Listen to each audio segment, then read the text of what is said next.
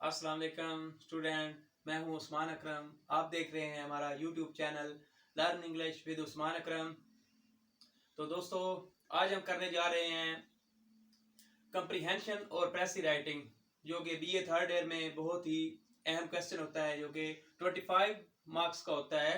और ये स्टूडेंट को बहुत कंफ्यूजन होती है इसमें। तो काफ़ी स्टूडेंट्स कमेंट्स कर रहे थे, वो कह रहे थे, बार बार कह रहे थे कि आप कंप्रीहेंशन और प्रेसी स्टार्ट कराएं। तो आज मैं आपके लिए कंप्रीहेंशन और प्रेसी राइटिंग स्टार्ट कर रहा हूं।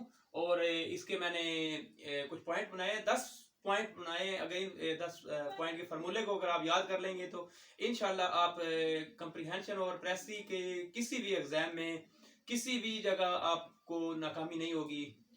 तो दोस्तों, मेरी वीडियो के साथ जुड़े रहना है। अगर अभी तक आपने मेरा चैनल सब्सक्राइब नहीं किया है तो हमारा चैनल को सब्सक्राइब कर लें, ताकि आने वाली वीडियो अब तक मिस ना हो। तो दोस्तों, ये इंतहाई अहम क्वेश्चन है प्रेसी राइटिंग का। तो ये सीएसएस में भी आता है और ये बीए में भी, थर्ड ईयर में भी आता है। तो इसको बस थोड़ी सी समझने की जरूरत होती है। ये इंतहाई इजी है। इसमें इतनी ना तो कोई, अगर आपको एक बार समझ आ जाए ना इस चीज की, तो इसमें ना तो कोई हार्ड वर्किंग करने की जरूरत होती है, ना तो रट्टा लगाने की जरूरत होती है, ना कोई इतना पढ़ने की जरूरत होती है। बस क्या करना है, आप जस्ट इस पे थोड़ा सा फोकस करना है, आपने थोड़ी सी इस पे प्रैक्टिस करनी है, इस पे मेहनत करनी है। ये जरूरी नहीं होता कि अगर आप कोई बुक से पढ़ रहे हैं प्रेसी, आपने बहुत ज्यादा प्रैक्टिस की है कि उसी बुक में से कोई पैसेज आए तो आप जब पेपर दे रहे हो, तो ये अनसीन होती है, कहीं से भी दे सकते हैं वो। लेकिन आपकी जो है ना प्रैक्टिस इतनी होनी चाहिए ना कि आप कहीं से भी दे दे, कहीं किसी अखबार से आ जाए, कहीं से भी उठा के दे दे एग्जामिनर, तो आप इस काबिल हो जाएंगे इंशाल्लाह। जो मैं आपको 10 पॉइंट करवाने जा रहा हूं, अगर आप इनको रिमेंबर कर लेंगे, अगर इस पे एक्ट अपॉन करेंगे, तो इंशाल्लाह आप कभी भी इसमें परेशान नहीं होंगे, कभी भी आपको कोई मसला दरपेश नहीं होगा। तो दोस्तों, चलते हैं। तो सबसे पहले आपने क्या करना है प्रेसी राइटिंग में, प्रेसी राइटिंग में ये मैंने कुछ पॉइंट बनाए हैं। सबसे पहले जब आपने पैसेज देखना है तो आपने क्या करना है, उसे जल्दी जल्दी क्विकली एक बार पढ़ना है। जस्ट एक बार उसको क्या करना है, आपने सरसरी सा पढ़ते जाना है, आगे अटक नहीं जाना है, एक जगह पे रुक नहीं जाना है कि बार बार उसको पढ़ते जाइए। एक बार आपने पढ़ना है बस उसको। ये कर लेना है। आप यहाँ देख सकते हैं, मैंने ये पॉइंट 10 पॉइंट बना दिए। ये 10 पॉइंट का फार्मूला है, अगर आप इसको याद रखेंगे तो इंशाल्लाह बहुत फायदा होगा। तो उसके बाद आपने क्या करना है, फिर दोबारा आपने क्या करना है, रीड करना है जल्दी जल्दी से। और जो आपको उसमें से मेन पॉइंट लग रहे हैं, अहम पॉइंट लग रहे हैं, उनको क्या कर देना है, अंडरलाइन कर देना है। उन वर्ड को ना, ये उन अल्फाज को क्या कर देना है, अंडरलाइन कर देना है, जो आपको अहम लगे हैं उनमें से। तो उसके बाद क्या करना है आपने, read the question at the end of the passage. और उसके बाद जो एंड में क्वेश्चन दिए होते हैं, टाइटल भी उनकी जिनके साथ होता है, आपने वो देखना है कि इसमें क्वेश्चन क्या पूछ रहा है। जब आप क्वेश्चन पढ़ेंगे तो आपको कुछ ना कुछ आइडिया हो जाएगा कि ये पैसेज किसके रिलेटेड है। कि 3-4 क्वेश्चन है, आप जब क्वेश्चन पढ़ेंगे तो पता चल जाएगा ये साइंस के बारे में है, कंप्यूटर के बारे में है, क्या क्या चीजें पूछ रहा है। तो आपने उसमें अपने माइंड में उसको बैठा लेना है चीज को, कि ये उसके रिलेटेड चीज है। तो कुछ लोग ऐसे करते हैं, ये हमारे माशरे में एक बहुत ही कंफ्यूजन पाई जाती है। तो कुछ टीचर बल्कि कहते हैं स्टूडेंट को कि आपने ये करना है कि जो क्वेश्चन आपने याद किए हैं उसी को आप प्रेसी के तौर पे इस्तेमाल कर सकते हैं। लेकिन दोस्तों, मैं अपने स्टूडेंट आपको कभी भी ये मशवरा नहीं दूंगा कि आप कभी भी ऐसा ना करें कि आप इस काबिल हो जाएं कि आप एक एक चीज को जो है ना अलग अलग सेपरेट तरीके से आपको कर लें। और कुछ लोग ऐसे होते हैं कि वो टीचर कहते हैं कि एक प्रेसी याद कर लें, सब प्रेसियों में लग जाएगी। जैसे एक ऐसे याद करने होते हैं कि आप ये सिर्फ उनको लफ्ज को मैं हटा के तो ये आपने लिख देना है तो आप पास हो जाएंगे। ये शॉर्टकट यहाँ पे जो ना, आई थिंक मैं इसको आपको ये रिकमेंड नहीं करूंगा। तो आपने बिल्कुल भी ऐसा नहीं करना है कि जो क्वेश्चन है वही जाके प्रेसी में की जगह उठा के लिख देने हैं।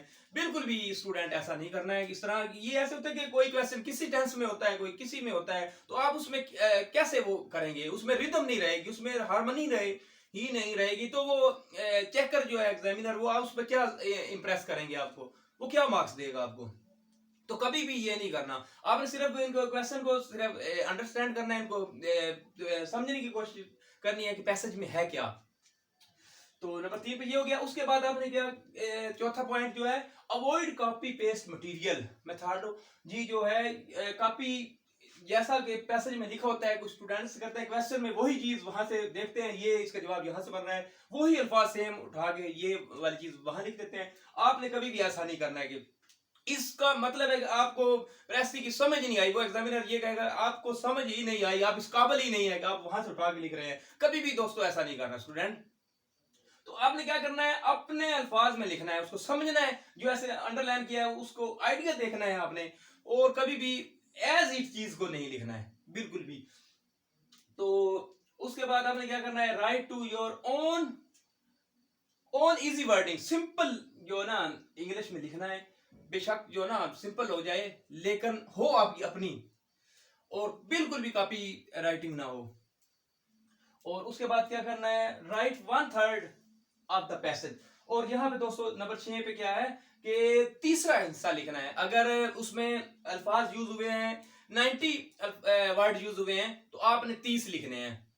اس حساب سے لکھیں گے 60 ورڈ ہیں پریسی میں تو آپ نے 20 پہ اس کو سمرائز کرنا ہے, اس کو شارٹ کرنا ہے. جیسے آپ کوئی مووی دیکھتے ہیں, کوئی ڈرامہ دیکھتے ہیں تو اس میں کتنی ڈیٹیل ہوتی ہے, ایکشن ہوتے ہیں, سارا کچھ ہوتا ہے. آپ کسی دوست کو سمجھا رہے ہیں تو آپ نے مین اہم پوائنٹ بتانے, یہ ایسے ہوا تھا مووی میں, یہ ہوا ہے, ایسے ہوا ہے. ایسے تو نہیں کہ آپ 3 گھنٹے کی مووی ہے جو ایسے ایکشن کے ساتھ وہ سارا کچھ بتانے لگ جائیں. تو آپ کیا کریں گے جو اننیسیسری ڈیٹیل ہے اس کو کیا کر دیں گے omit کر دیں گے, اس میں سے کیا کر دیں گے نکال دیں گے, سمپل طریقے سے ان کو بالکل سمجھائیں گے. تو یہ ہو گیا دوستو رائٹ 1/3 ہو گیا کہ آپ کیا کرنا ہے اس کو تھوڑا مین پوائنٹ جو ہے نا کہ بالکل تھوڑی سی اس کا تیسرا حصہ جو ہے نا کہ وہ آپ نے لکھنا ہے. اور اس کے بعد کیا کرنا ہے ریموو دا اننیسیسری ڈیٹیل. اور یہ بات ہوگی اگر نمبر 7 پہ کیا ہے کہ جو اننیسیسری ڈیٹیل ہوگی وہ بہت زیادہ وضاحت کر کے ایک چیز کے بارے میں بتا رہا ہے, کہ موبائل فون کے بارے میں اگر وہ بتا رہا ہے, کمپیوٹر کے بارے میں بتا رہا ہے, کہ وہ بہت زیادہ ڈیٹیل کے ساتھ لکھ رہا ہے, ادھر ادھر کی وہ کیا کر رہا ہے ڈیٹیل دے رہا ہے, تو آپ نے کیا کرنا ہے اس کو سکیپ کرنا ہے, اس کو omit کرنا ہے, اس کو نکال دینا ہے. آپ نے دیکھنا ہے کہ پتے کی بات کیا کر رہا ہے, مین مرکزی خیال سینٹرل آئیڈیا اس کا کیا بن رہا ہے. تو یہی خاصیت ہوتی ہے اس کی کمپریہنشن کی, کہ آپ کو کتنی سمجھ آئی ہے, آپ میں کتنی عقل ہے, آپ میں کتنی ذہانت ہے. کہ وہ کہتے ہیں کہ کم بولیں اور بولیں جو آپ کے الفاظ میں وزن ہونا چاہیے. آپ کے جو الفاظ یوز کر رہے ہیں ان پہ سمجھنے والا جو ہے کہ آپ کا آڈینس ہے اس پہ فوکس کرتے ہیں کہ آپ جو الفاظ یوز کر رہے ہیں. یہ اننیسیسری ورڈنگ جو ہے نا اس میں بالکل نہیں چلے گی.